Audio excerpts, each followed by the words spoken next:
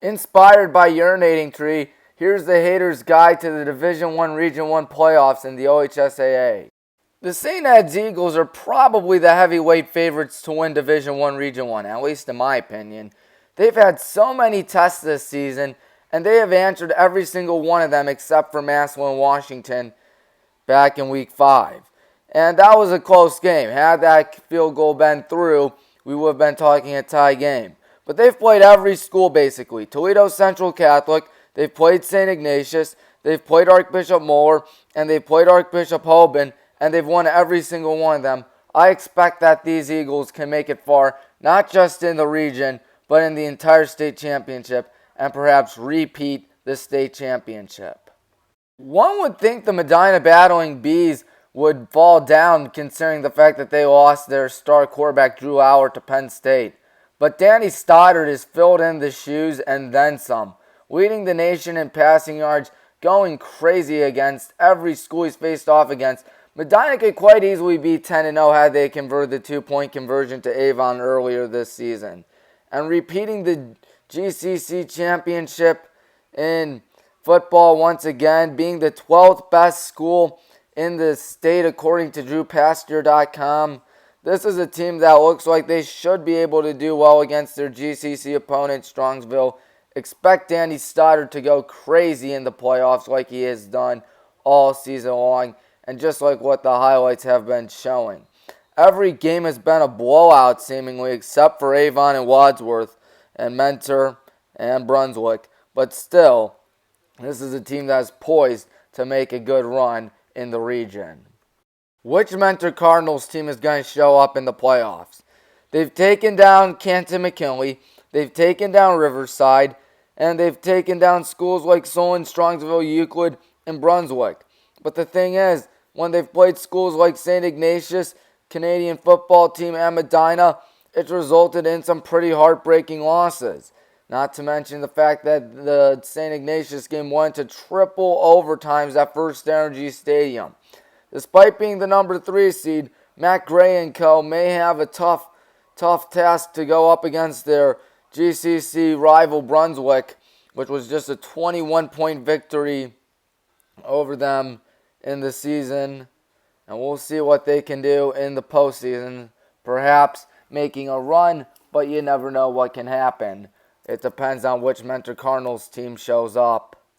Cleveland Heights is 9-1, which may not sound that bad, but their schedule has not been the toughest, facing off against schools like Benedictine, Firestone, Strongsville, and Bedford and Shaker Heights, and their lone loss coming to a very tough St. Vincent St. Mary's school, in which was a 49-21 contest. While things may not look upward for these Tigers, you never know what can happen in the playoffs, and perhaps regional semifinals upset to St. Ed's could happen, as both schools are indeed 9-1. You never know what can happen in November in the OHSAA.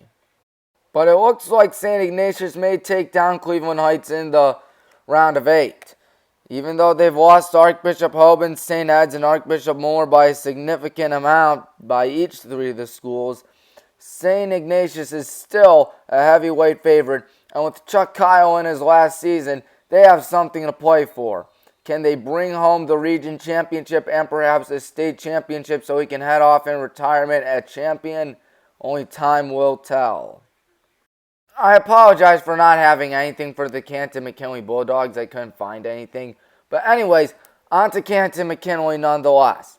At first, it seems like their season was over, losing their first 4 games, including losses to Dublin, Kaufman, and Perry High School. But then a resuscitation with 5 major wins, including 2 big wins back-to-back weeks over Hoover, and then the second one on the road against Lake, giving them their only loss of the season. Everything looked upwards for them, and not to mention a good game against Massillon, Washington, in which they took a tough 13-23 loss. Antonio Hall has momentum as they've won 5 out of their last 6, but with a loss to Massillon, Washington might bring them back down to earth. Not to mention the fact that they play number 3 Mentor if they win. We'll see what happens. The Wadsworth Grizzlies have been a very Jekyll and Hyde team this season, as they've lost good games to Medina, Hudson, Austintown, Fitch, with Fitch being in 4 overtimes, and North Royalton being 1 point at home at Art Wright. But you know what? When this team wins, they dominate their wins. Like, for instance, take this game right here, where they take down the then undefeated Nordonia Knights 41-14. And despite having 2 losses in the National Conference, they were very close to winning the National Conference, as they have once again lost to North Royalton by 1 and lost to Hudson, who went undefeated, by 10. They get a rematch with Medina first round, so we'll see if they can do it, as they will be on the road at Ken Dukes. Being the number 8 seed is never fun in a 16-round playoff, because if you win over the 9 seed, which is not going to be easy considering the fact that they're right behind you, you go up against the number 1 seed in the playoffs in St. Ed's. And Jackson does not like the situation they're in. With a 5-5 record, playing Lake pretty well, 21-7 loss, and Hoover well, 14-7 loss. If they can slow down the game and perhaps win it that way, maybe they can take down Berea Midpark in the first round. And speaking of Berea Midpark, when I saw the Berea Midpark Titans play the Highland Hornets this season, they probably played us the best out of all the schools, as it was a 19-point loss and they put up 20 points, whereas we gave up 23 points in the rest of the 9 games. But not about Highland, more about Berea Midpark. They're a pretty tough team. They've played good schools like Avon Lake and Avon, and while both those games ended up in losses, they have gotten the job done against schools like North Ridgeville and Elyria, not to mention a win over St. Francis de Sales out in Columbus.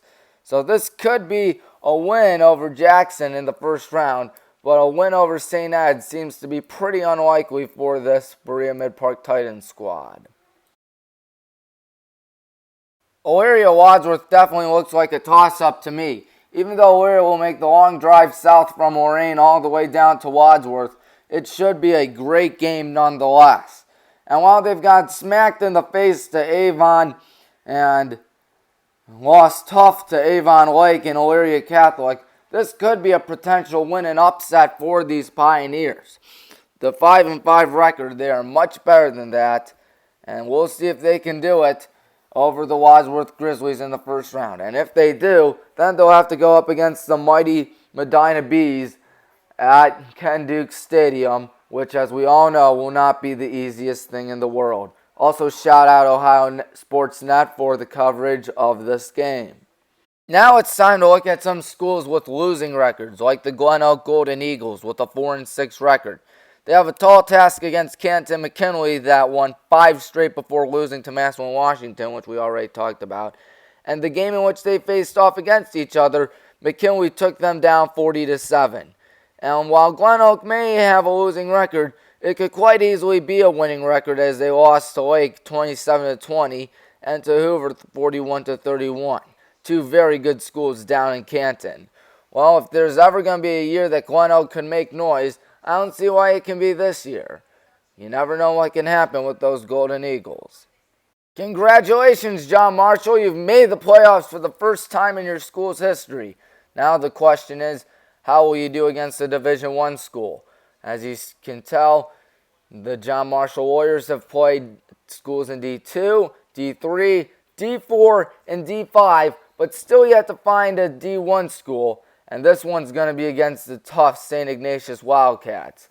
Will they be able to pick up a win against the Wildcats, or will it be a first playoff loss for John Marshall to St. Ignatius? Only time will tell. The LORAIN Titans may go up against Cleveland Heights, which doesn't sound that bad considering the weak schedule that the Tigers have had. But considering the fact that LORAIN got shut down to Cleveland Heights by a final score of 55-24, doesn't seem that convincing for them.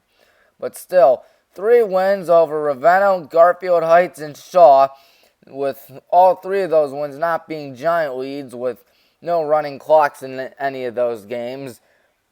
You never know what can happen with LORAIN.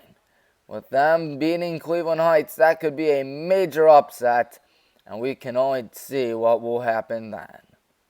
Brunswick gets a rematch against those mighty Mentor Cardinals, and in the game that I saw against the Highland Hornets, they did pretty well. as they limited us to 27 points and made us pass the ball a lot, which is one of our biggest weaknesses, or bigger weaknesses, I ought to say.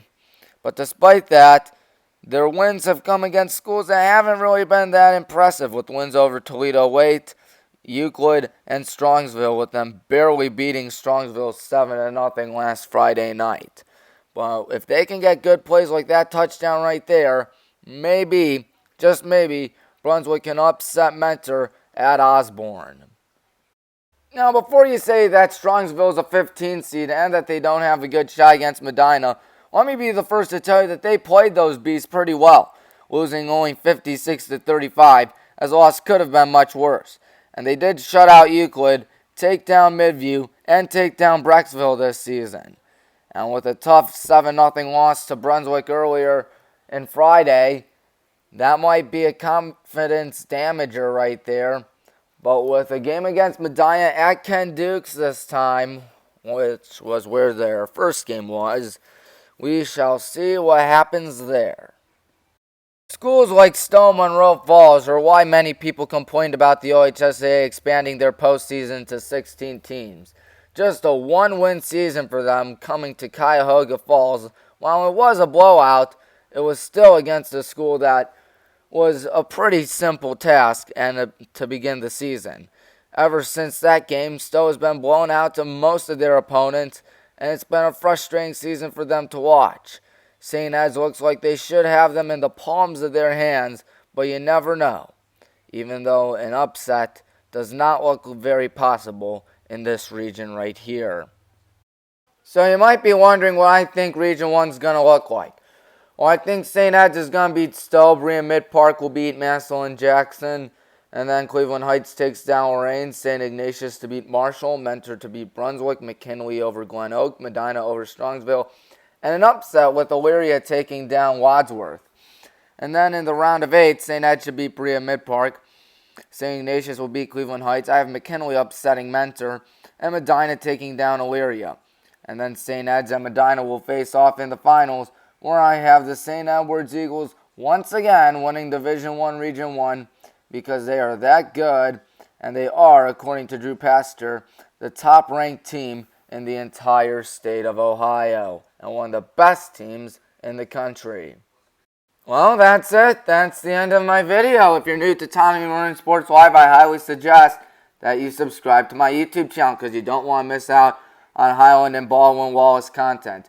If I should do another Haters Guide to another region in Northeast Ohio, please let me know in the comments. I'd love to hear from you, the fans. Thanks for watching, and please take care of yourselves. Crazy world out there. So long, everybody.